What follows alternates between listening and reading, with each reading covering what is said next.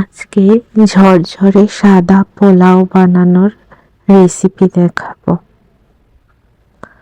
প্রথমে ফ্রাই প্যানটি গরম করে এতে তেল দিয়ে নিচ্ছি পরিমাণ মতো।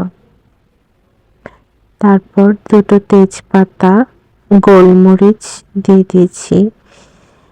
তারপর একটু পেঁয়াজ কলি দিয়ে পোলাও চালগুলো দিয়ে দিলাম। পেঁয়াজগুলো অনেক ফুটে এসেছিল। তারপর কাঁচামরিচ দিয়ে দিলাম। তারপর পরিমাণ মতো লবণ দিয়ে নিচ্ছি। পরে লবণটা আবার চেক করে নিতে হবে, কারণ পোলাওর লবণ আগে থেকে বোঝা যায় না সঠিক কতটুকু পরিমাণে লাগবে। লবণগুলো দিয়ে আমি এখন ভালোভাবে চালটা ভেজে নিচ্ছি। ঝরঝরে পোলাওর জন্য চালটা ভালোভাবে ভাজতে হয়।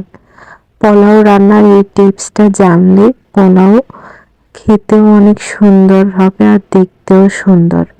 এই যে চালগুলো ভাজা ভাজা হলে আমি আধা কেজি চালের জন্য 1 কেজি পরিমাণে জল দিয়ে দিলাম।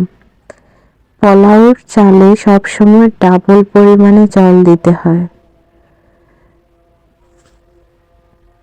আমি এখানে জলটা দিয়ে ভালো মতো চালগুলো নেড়ে নিচ্ছি। চারদিক থেকে চালগুলো সুন্দর মতো গুছিয়ে এনে আরো কয়েকটি কাঁচামরিচ কেটে রেখেছিলাম, ওগুলোও দিয়ে দিয়েছি। তারপর একটি ঢাকনা দিয়ে ঢেকে রাখবো। অনেকক্ষণ ঢেকে রাখার পর যখন জলটা এরকম চালের গায়ে গায়ে লেগে যাবে, তখন আমি চালটা ভালো মতো আরেকবার নেড়ে চুলাটা অফ করে দিব।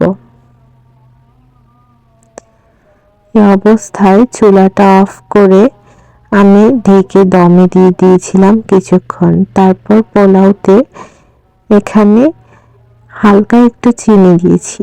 পোলাওতে একটু চিনি দিতে হয়, নয়তো চালগুলো সফট হয় না। চিনি দিয়ে আমি আবার ভালো মতো নেড়ে দিচ্ছি। এখানে চাইলে ঘিও দিতে পারেন। সবসময় ঘিয়ের ফ্লেভার ভালো লাগে না, তাই আজকে ঘি দিইনি।